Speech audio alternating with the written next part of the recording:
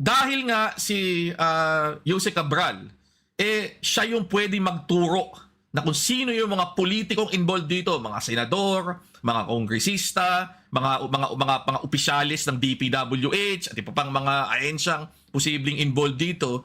Napaka-crucial sana nung papel nagagampanan niya para madala sa ustisya yung mga taong yan And sa tingin ko, yun talaga yung pinanggagalingan ng concern ng madaming mga nagsalita na tungkol nga dito sa pagkamatay niya. Paano na lang yun? ano ibig sabihin nun?